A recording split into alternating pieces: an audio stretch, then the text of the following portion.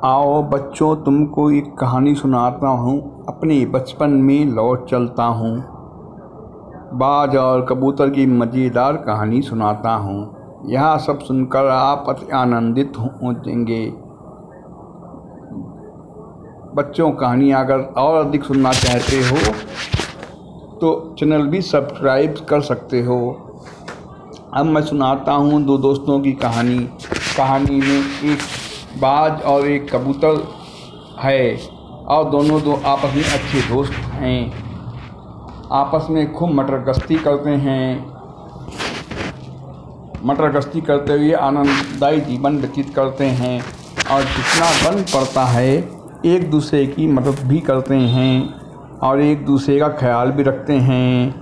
पर एक समस्या यह है उनके जीवन में, जहाँ पर कबूतर बहुत ही मेहनती होता है, बाज एक आलसी जीवन जीता है और जाहिर है जो मेहनत नहीं करेगा वो खामियाजा भी भुगतेगा।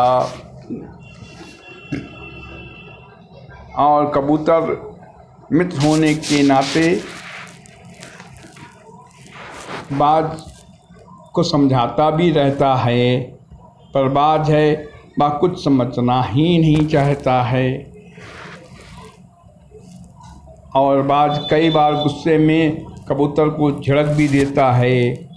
पर रहम दिल कबूतर सब कुछ सहन कर लेता है। वो नहीं चाहता है कि उन दोनों की दोस्ती टूटे। इस इरादे से बात झिड़की सुनने के बाद भी कबूतर कभी भी बाज पर गुस्सा नहीं करता है और हमेशा प्यार से ही बोलता रहता है।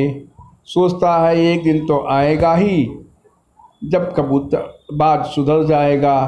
अब वो यह चाहत भी रखता है कि बाज सुधर जाए और दोनों दोस्त के बीच खुशहाली बनी रहती है। बाज भी दिल का बुरा नहीं है।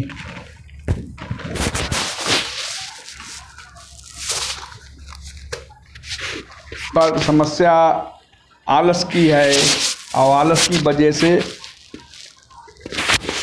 कबूतर पर गुस्सा भी करता रहता है। पर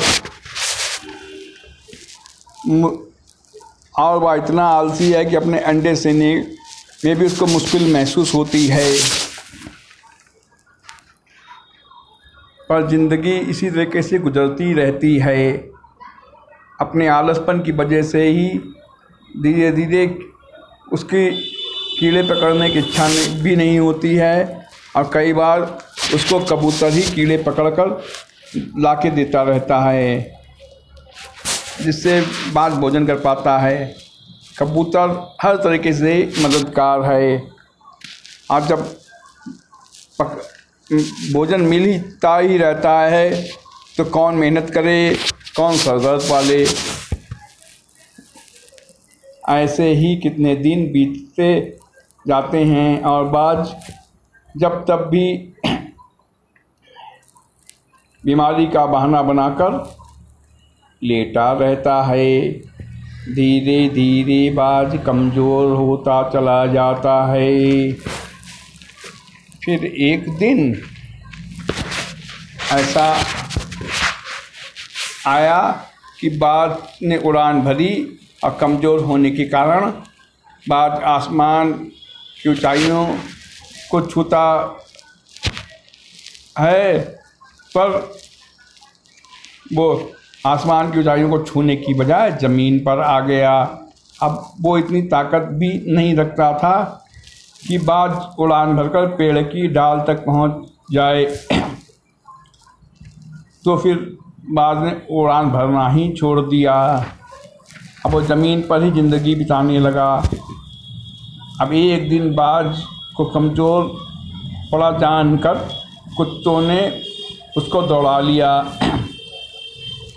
तब फिर पेड़ की एक जो खोखला पेड़ होता है वो पास ही में था, उसमें घुसकर उसने अपनी जैसे तैसे जान बचाई।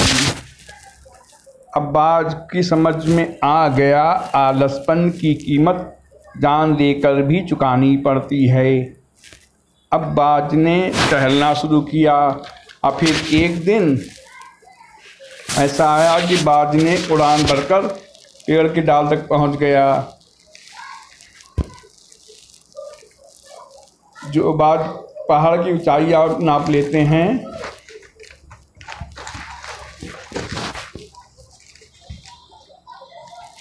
पेड़ के डाल पहुंचने पर ही खुश हो गया। अब बाज नियमित रूप से मेहनत करने लगा और प्रतिदिन उड़ान भरने लगा, जिससे कि उसके शरीर में ताकत आ गई। अब दोनों मित्र हंसी खुशी प्रेम से रहने लगे।